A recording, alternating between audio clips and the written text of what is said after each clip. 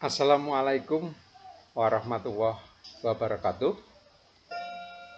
Segala puji dan syukur kita panjatkan kepada Allah Subhanahu wa taala yang telah memberikan nikmat pada kita semua, terutama ingat ya, terutama nikmat iman dan Islam. Nikmat iman dan Islam itu sebuah pemberian Allah yang sangat berharga sekali. Coba bayangin kalau kita tidak iman dan tidak Islam. Sulit kita bayangkan kalau sudah kita meninggal. Maka itu adalah sebuah nikmat yang harus kita syukuri. Ya, oke. Tidak lupa pada kesempatan ini kita ucapkan salawat kepada Rasulullah, Nabi akhir zaman, yaitu Nabi Muhammad Shallallahu Alaihi Wasallam. Oke, kita lanjutkan presentasi manajemen diri bagian 12 tentang latihan berpikir inovatif. Nah, berpikir inovatif ini itu berpikir untuk menuangkan sebuah produk. Jadi kalau ini pikiran ini menuangkan produk inovatif. Jadi kalau inovatif itu berkaitan sama produk. Kalau kreatif itu mungkin hanya kreatif dalam pengambilan keputusan, kreatif dalam akan melakukan sesuatu atau bagaimana. Tapi kalau inovatif itu ada produknya. Nah, inovatif yaitu usaha seseorang dengan mendayagunakan pemikiran, kemampuan, imajinasi, berbagi stimulan, dan individu yang mengelilinginya dalam menghasilkan produk baru. Nah ini produk baru, baik bagi dirinya sendiri ataupun bagi lingkungannya. Jadi ini kita lakukan untuk menghasilkan sebuah produk yang baru. Inovatif berkaitan dengan produk, membuat produk baru, murni keluar dari pemikiran sendiri atau menggunakan sistem pakar. Sistem pakar kita infokan lagi, misalkan begini ya, kalau pikiran sendiri kan sudah jelas ya, kita mikir kreatif, kita mikir saya membuat ini, langsung dari pikiran kita keluar sesuatu yang baru, ya ini hasilnya. Itu kadang-kadang orang ada yang mudah, ada yang susah, tidak semua orang bisa. Biasanya yang sering mengembangkan seni, rasa, itu banyak hal seperti ini. Tapi kalau hanya mengandalkan logika aja, agak susah dia. Nah ini satu hal ini, sistem pakar ini bisa membantu orang yang sering hanya menggunakan, bukan hanya yang sering kerjanya di logika aja, ini bisa membantu. Ini contohnya. Ada desain sedan A, ada desain sedan B, ada desain truk A, ada desain truk B, desain bus A. Ini macam-macam kan ya. Kita semua kita pelajari, kita masukkan di dalam otak kita, kemudian dari memori-memori yang ada otak kita, dalam otak kita, oh kalau begitu saya bisa membuat. Jadilah mobil truk tapi perpaduan. Tidak truk yang bagus, truk yang kuat, tapi jadilah mobil truk senyaman sedan. Nah, begitu kira-kira. Kompilasi ya. Itu salah satu bentuk menggunakan sistem pakat. Nah, Anda perlu ingat tahu ya, Bruri pernah mengatakan apa itu semangka berdaun sirih. Waduh, itu susah sekali itu memadukan semangka dan sirih. Walaupun itu sebuah lagu, tapi bolehlah itu kita jadikan sebuah. Itulah inovasi, kreativitas. Oke, kreativitas adalah kemampuan untuk mencanangkan sesuatu, mencanangkan atau memecahkan atau memberi solusi suatu yang berbeda dan orisinil. Jadi kalau kita memberikan solusi seperti yang dilakukan orang atau seperti yang biasa dilakukan umum, yaitu namanya tidak kreativitas. Jadi yang kreativitas orisinil dari kita. Begitu. Itu baru dikatakan kreativitas. Jadi kalau kita misalkan, kalau hujan apa ya? Hujan bawa payung. Ya itu enggak kreativitas. Kalau hujan pakai jas hujan, ya itu enggak kreativitas. Nah, biasanya pakai itu jas hujan, pakai apa itu namanya payung. Sekarang coba kreativitas. Kalau hujan nebeng mobilnya teman, nah itu kreatif itu. Seperti itu kan. Beda orisinil dari kita. Itu kasarnya seperti itulah. Nah, sekarang kita coba lihat ini inovasi. Inovasi adalah proses ini ya. Inovasi adalah proses penerapan atau penciptaan suatu hal yang memiliki nilai bagi orang lain. Nah, ini yang akan kita bicarakan sekarang. Hal-hal yang dapat mendorong orang agar dapat membuat inovasi adalah satu, kembangkan rasa penasaran membangun yang Anda punyai. Kadang-kadang kan kita punya penasaran ya. Kalau saya gini kan gimana? Oh itu dorong terus.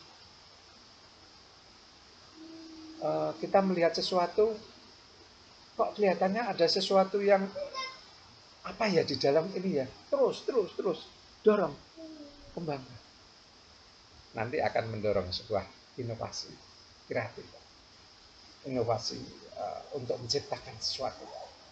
Kemudian catat ide dan pikiran yang Anda punyai.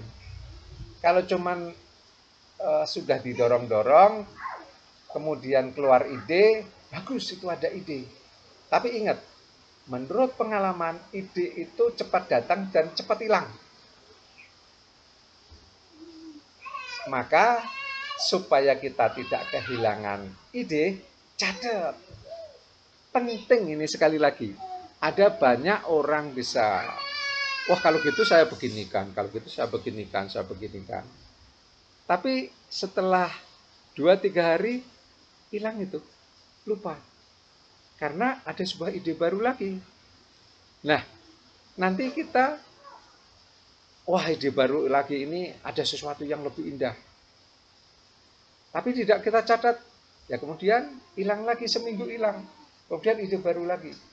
Nah, maka ide itu akan tumbuh hilang, nggak ada bekasnya. Tetapi kalau kita catat, maka ide yang tumbuh tercatat.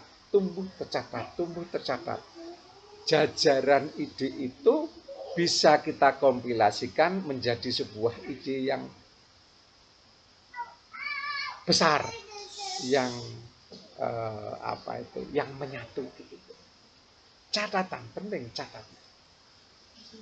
Terus cari pengalaman baru. Nah ini penting, kalau Anda nggak nyari-nyari pengalaman baru ya nggak akan tahu hal-hal yang baru. Harus berlatih untuk berpikir penuh konsentrasi fokus. Jangan ngelambiar kemana-mana pikiran. Ambil resiko dan jangan takut salah. Sudah dapat ide, sudah dapat sesuatu, coba dites. Jangan takut kalau ngetes. Ya memang ada resiko, nggak apa-apa. Salah, jelek, keliru, diketawain orang nggak apa-apa. Tapi kalau Anda sudah pernah nyoba, akan bisa diperbaiki. Coba perbaiki, coba akan lebih jos. Bagilah ide Anda atau mau tukar-bertukar ide. Nah, dengan tukar-menukar ide ini Anda akan lebih mendapat paduan yang komplit begitu. Tetaplah bertahan dan sabar. Jangan cepat putus asa, cepat bosanan, jangan. Tabah, sabar, lakukan terus. Membuka diri tentunya. Nah, kalau Anda membuka diri, ada saran, oke, kita dengar. Ada orang ngomong, oke, kita dengar. Itu akan menambah perbaikan-perbaikan dari apa yang kita buat, kita ciptakan, atau kita katakanlah kita rancang gitulah. Nah, ini tadi saya sudah bilang, kebiasaan mencatat suatu ide yang keluar dari otak kanan akan membantu proses inovatif secara utuh. Jadi jangan kau biarkan ide itu lari dengan cepat. Kadang-kadang ide itu keluar pada saat kita sedang siul-siul, pada saat menyanyi, pada saat kita sedang apa. Dan itu sehari, 2 hari, 3 hari, 4 hari, itu akan hilang. Catat. Nanti tidak akan hilang kalau catat. Oke? Catat, dan catat. Mau mencari pengalaman baru, ya toh? Ya, kalau tahu pengalaman baru kan otomatis lah akan nambah, makin nambah, makin nambah. Tukaran ide sehingga makin komplit, makin komplit, makin komplit. Dengan tukar-menukar ide itu, sesuatu yang kita buat bisa diperbaiki lebih bagus, lebih bagus. Ada yang orang menyarankan begini, ada yang menyarankan begini, makin bagus, makin bagus. Nah, itulah bagaimana kita supaya inovatif. Nah, sekarang apa yang dapat mendorong kita agar kita cepat berpikir inovatif, seperti refleks gitu loh, set gitu. Latihan tentunya, latihan. Oke, ini beberapa latihan yang perlu Anda ketahui. Mudah-mudahan ini bisa membantu Anda berpikir inovatif. Setelah berpikir inovatif, tentunya akan mewujudkan inovatif itu menjadi sebuah inovatif produk yang bagus. Oke, latihan menyuburkan daya inovasi diri. 1, membiasakan memiliki mimpi. Kalau Anda memiliki mimpi, peliharalah mimpi itu. Seperti katakanlah mempunyai cita-cita, pelihara cita-cita itu. Kata Bung Karno kan, dia bilang, gantungkan cita-citamu setinggi bintang di langit, kan begitu. Jangan tidak punya mimpi, nggak punya lamunan, aduh. Tapi kan ada orang bilang, ngimpi aja kamu. Nah, nggak apa-apa. Semua itu berawal dari impian. Tapi jangan mimpi doang. Setelah mimpi kemudian diturunkan menjadi sebuah ide-ide yang nyata, gitu ya. Terus kedua, memperkaya sumber ide, buka mata, dan buka telinga lebar-lebar. Ya jelas ini. Tambahin. Idenya perkaya. Tambahin. Sehingga makin bagus, makin bagus, makin. Dapat menuangkan semua ide. Ya seperti yang saya utarakan tadi, punya ide bagus kalau tidak bisa menulis atau mememorikan dalam sebuah wujud, ya nggak akan jadi. Tapi kuncinya sama, tulis dan tulis. Jadi selain Anda punya ide, Anda juga latihan pintar-pintar menulis. Karena dengan tulisan itu orang bisa memahami dan Anda juga bisa melihat, menyambung-nyambung ide bisa dari tulisan-tulisan itu. Yang dua di atas itu harus dibarengi dengan kepandaian menulis, mengungkapkan ide Anda. Tulis. Sekali lagi, tulis. Oke, kemudian yang keempat, membiasakan diri menerima perbedaan dan perubahan. Kalau Anda terbuka, menerima saran, oh ini harusnya ditambah begini, oh ya, kita pertimbangkan. Ini harusnya diubah menjadi begini, oh ya, kita pertimbangkan. Semakin banyak masukan, maka kita akan semakin bagus ide kita itu. Makin kita perbaiki, dan kita perbaiki. Tapi kalau tertutup kita, wah susah, perbaikannya tidak ada. Oke? Nah, kemudian yang kelima, pede, percaya diri. Nah, kadang-kadang orang sudah punya ide, bagus, sudah ditulis,